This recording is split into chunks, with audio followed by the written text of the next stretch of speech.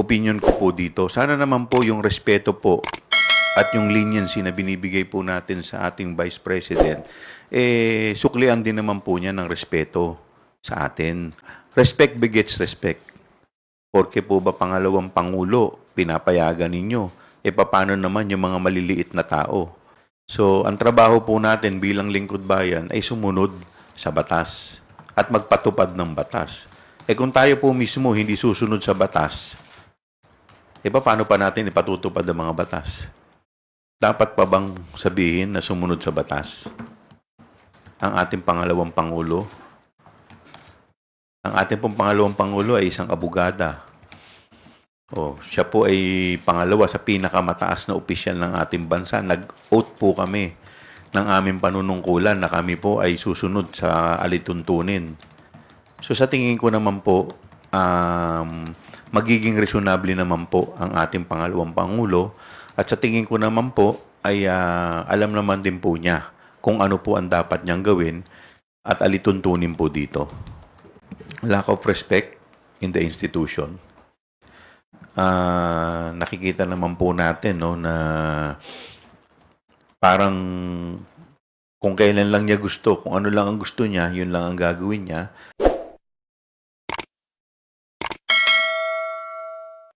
Sir, Congressman Chua, kayo po, ano po ang sentiments ng komite dito sa nangyayari ngayon dito na pagbisita po ni VP Sara? Well,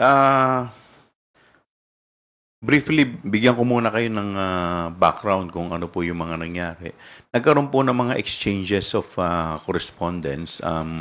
Nagpadala po sa akin ng sulat, mga letter requests, si Attorney Zulaika, ganun din po si Vice President, at saka si Congressman Pulong Duterte. Ang request po ni Attorney Zulaika, una, ay kung po pwede siyang i-allow na pumunta sa kanyang therapy. So, ito po ay sa ating pong correspondence, pinapayagan po natin siya provided ibibigay po niya yung oras, yung lugar, at saka i-escortan po siya ng ating Sergeant at Arms, tao ng Sergeant at Arms. Pangalawa, sumulat po sa atin si Vice President kung po pwede na mag-stay siya kasama si Attorney Zulaika for the duration ng kanyang detention. Ito po ay hindi natin inalaw dahil unang-una hindi naman po siya part ng naikukulong. So, pero sumulat uli siya, humingi siya ng permiso kung po pwede na mabisita niya si Attorney Zulaika at yun naman po ay pinayagan naman po natin. Ang isa pa pong sulat na natanggap po natin kay Congressman Pulong Duterte kung po pwede, instead na dun sa detention facility, ilipat dun sa kanyang office. Doon na lang i-house si Attorney Lopez. Ito po hindi natin pinayagan dahil otherwise, ang mangyayari po niyan, yung susunod po, yung mga iba pa pong mga may connection o may mga kaibigan na congressman, gano'n na lang po ang gagawin. So sa amin pong paniniwala ay bad precedent po pag pinayagan po natin. At saka siyempre, ayaw naman po natin na magbigay ng pabor. Gusto naman po natin pantay-pantay po lahat ang mga i-detain po dito. Sumulat po ulit sa atin si Attorney Zulaika, may mga 5 po siyang concessions na hinihingi. Una, na mabigyan siya ng companion para masamahan siya sa kanyang pag-i-stay. Ito po ay pinagbigyan po natin dahil alam naman po natin yung kanyang condition. Meron po siyang back condition. In fact, doon po sa committee hearing, provided yung kanyang companion ay na pinayagan po natin ay isang miyembro ng kanyang immediate family. Ang pangalawang concession na hinihingi po niya ay mabigyan siya ng daily visit ng kanyang personal physician para ma-check yung kanyang health status. At ito naman po ay ating pinagbigyan na payagan siya provided na makipag-coordinate sa ating Sergeant at Arms, sa opisina ng Sergeant at Arms, at sumunod sa mga guidelines. Pangatlo po, humingi po siya ng permiso para regularly na magkaroon ng rehabilitation session sa kanyang frozen shoulder. So ito po pinayagan po natin provided na yung time, yung place, at saka siya ay bibigyan ng escort ng ating Sergeant at Arms. Pangatlo, humihingi siya ng security personnel na po pwede na may designate. So, ito po pumayag tayo subject to the condition na tayo yung security po natin dito sa house ang ibibigay po natin. At ang ikalima po, nabigyan siya ng permiso na yung staff at saka council niya bisitahin siya sa Sunday dahil meron daw in preparation for the Monday's hearing. At ito naman po pinayagan natin subject sa guidelines ng OSA at binigyan natin siya ng oras from 1 to 7 p.m. So, yun po. So, halos, kung makikita naman po ninyo, halos lahat naman po ng hiningi nila na concessions ay binigay natin subject to certain conditions.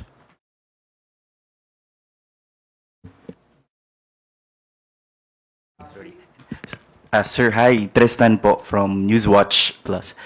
Sir, confirm ko lang yung first request ni VP Sara is to accompany Attorney Lopez po na magstay siya rin sa detention, sir, until matapos ni Attorney Lopez yung detention niya.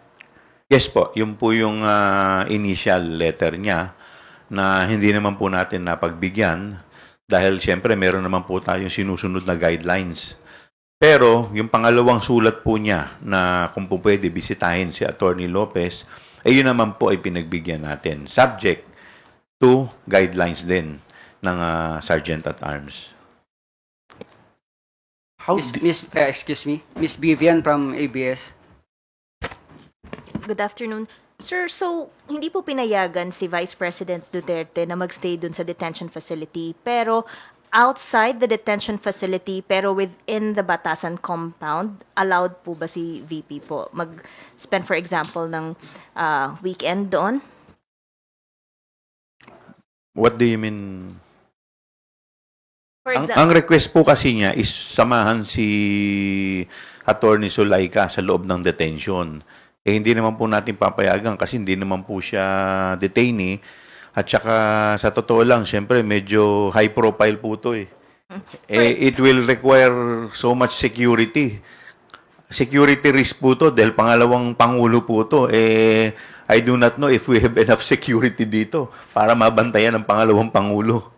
kasi I understand last night doon siya nagstay sa office ni Representative Duterte. So, pwede po ba siya doon magstay for the night? Oo.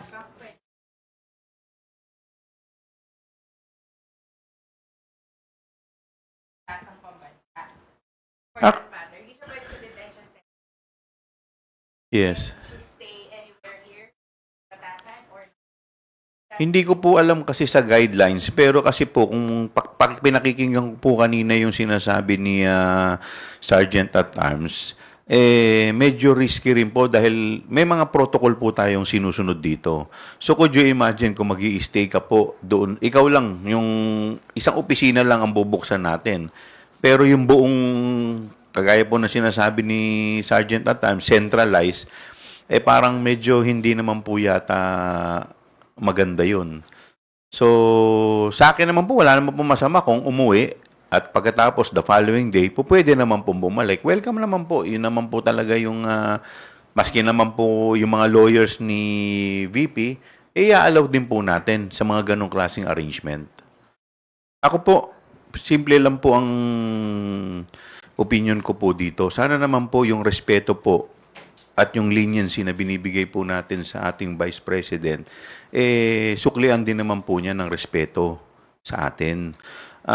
Yung mga tao po, kagaya po ni Sergeant at Arms at yung mga personnel po dito po sa House Rep, ginagawa lamang po yung kanilang trabaho alinsunod po sa guidelines So pag may nangyari naman po, unang-una po si ating Vice President, high profile po yan na personality. Hindi naman po yung ordinaryong mamamayan. Pag may nangyari po dyan, sagutin din po nila yan. So sana po, wala naman pong masama na makipagtulungan sa amin. Lahat naman po, as long as within the bounds of law, ay ibibigay naman po namin. Ang hinihiling lang po namin, sana po sumunod lamang po nang sa ganun ay hindi na magkaroon ng ganitong klaseng issue. Respect begets respect. Yun lang po. Dadagdagan ko lang po yung sagot ni Sir, no, ni Sergeant at Arms, na kung gusto po niya ng much longer time, siguro po pwede naman po siyang mag-request ng extension. So sa ako tingin ko naman po, kung reasonable naman po, yung extension na hihingin, another hour or two to the max, wala naman po, pagbibigyan naman po natin. Pero sana naman po, wag naman po niya isagad kasi po it will, parang hindi po magandang precedent. Otherwise, sasabihin po na meron po tayong pinapaboran dito. Porke po ba pangalawang pangulo, pinapayagan ninyo? Paano naman yung mga maliliit na tao? Yung mga ordinaryo na nakukulong po dito, hindi namin. Siyempre, ang batas naman po natin dapat pantay-pantay. Ini-implement po natin yan. Nakapwesto ka po o hindi. Dapat ang pag-i-implement po niyan, pantay-pantay. Huwag po sanang sasama ang loob ni Vice President sa ating mga staff. Mga ordinaryong tao lang po yan. Sila po ay nagpapatupad lamang ng kanilang tungkulin. Kong Joel, are we considering going to the office of Kong Duterte to personally appeal to the Vice President and relay yung ating concerns, most especially na it will entail a lot of security if she will remain defiant or she will be defiant? Well, siguro mami, pag-uusapan muna namin ni Sergeant at times what is best, no? But ako siguro naman, tayo naman mga reasonable tao tayo eh. 'Di ba? Lahat naman po tayo dito lingkod bayan. So, ang trabaho po natin bilang lingkod bayan ay sumunod sa batas at magpatupad ng batas. Kung tayo po mismo hindi susunod sa batas, paano pa natin ipatutupad ang mga batas? Pero halimbawa po, kunwari po, you want to set limits already to the visit po. Meron po ba tayong parang penalty for And someone? ma'am, to cut you Yeah, okay, go ahead. short, no? Dapat pa bang sabihin na sumunod sa batas? Ang ating pangalawang pangulo? Ang ating pong pangalawang pangulo ay isang abogada. Siya po ay pangalawa sa pinakamataas na opisyal ng ating bansa. Nag-oath po kami ng aming panunungkulan na kami po ay susunod sa alituntunin. So sa tingin ko naman po, magiging reasonable naman po ang ating pangalawang pangulo at sa tingin ko naman po ay alam naman din po niya kung ano po ang dapat niyang gawin at alituntunin po dito. A couple of days ago, sinabi po ng VP na parang yung mga nangyayari sa staff niya, naapektuhan sila, no, nadadamay sila because of the political persecution sa kanya. What's your reaction to that? Ito pong ginagawa namin, trabaho lang po namin to eh. At meron pong ni-refer po sa ating committee. Ito po inaksyonan po natin. At ang pinag-uusapan po natin dito ay pera po ng bayan. So, wala naman po kung nakikita dito na politika. Ang nakikita ko po dito ay may pera pong nawawala, may mga questionable po na transaksyon. At siguro po, ang tanging makakapagbigay linaw lamang po dito ay ang ating pangalawang pangulo at yung kanyang mga staff. After Vic Sumintak, dalawang questions na lang po. Salamat. Sir, good afternoon. Just a clarification. Kong Joel, what if the Vice President opt to stay gaya ng kanyang ginawa last night, even without the electric supply in the office of Congressman Pulong, then anong gagawin? Trabaho po yan ng ating Sergeant at Arms. Kayang-kaya na po ni Mr. Sergeant at Arms yan. Pero sana wag na po niyang pahirapan dahil sumusunod lang po. Ulitin ko po ang pakiusap ko na ang ating pong mga empleyado dito, kasama na po dito ang ating Sergeant at Arms, ay ginagawa lamang po nila ang kanilang tungkulin at trabaho. Sana po sumunod po tayo sa mga patakaran dahil ito po ay pagpapakita lamang ng respeto sa institusyon. Our next question from UNTV. Hi, sir. Good afternoon. Just a clarification.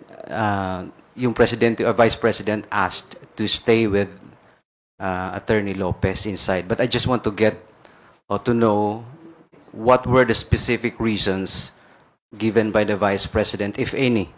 Kasi kung ano lang ba, gusto lang ba niya pumasok, may reason ba siyang binigay, particular kung bakit gusto niya pong makasama yung kanyang chief of staff? Thank you.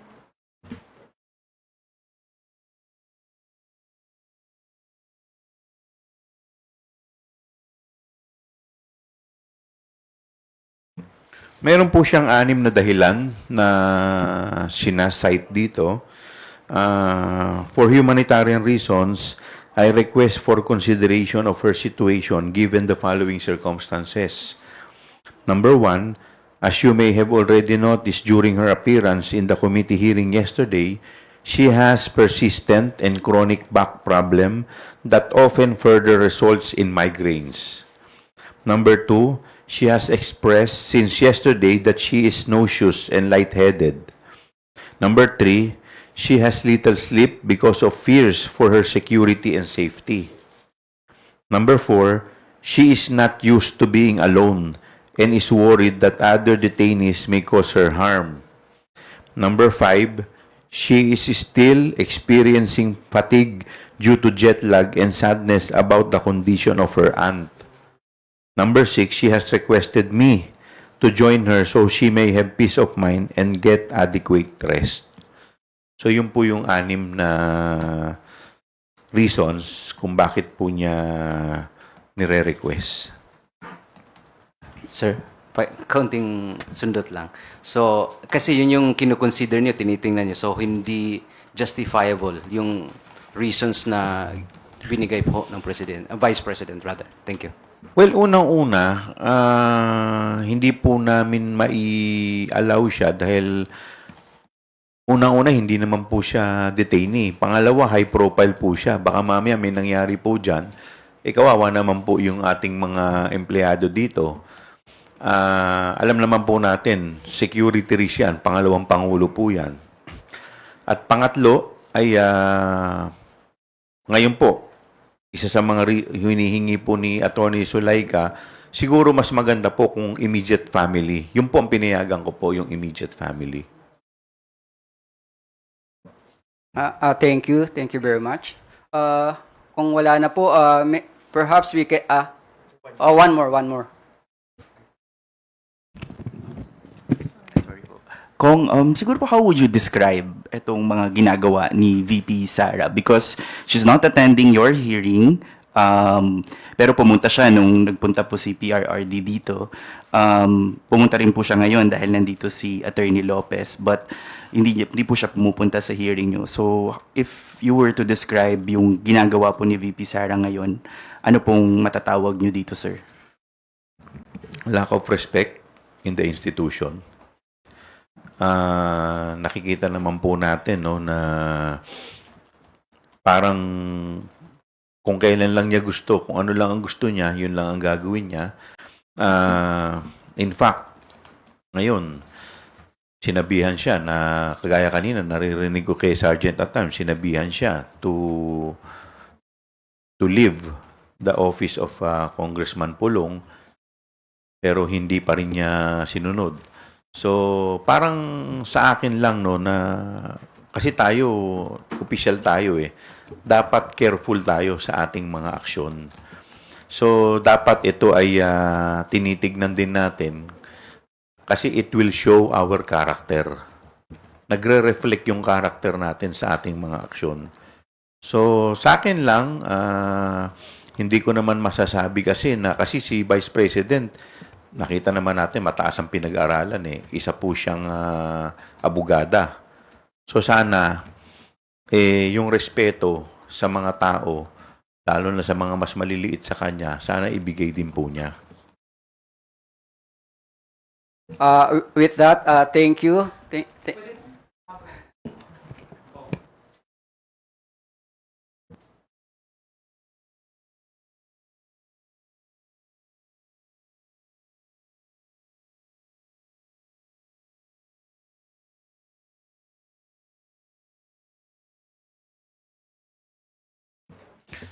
Well, to begin with, wala pa rin naman sinasabi si Attorney Lopez sa amin eh. So, unless siguro may nasabi siyang medyo mabigat, maapektuhan. Pero as of now, hanggang ngayon, parang, in fact, isa nga rin yan sa dahilan kung bakit po siya naikulong ngayon. Dahil nga dun sa totality nung naging acts niya nung nakaraang hearing. So, hopefully, in the next scheduled hearing, magsabi na siya kung ano po yung talagang nangyari.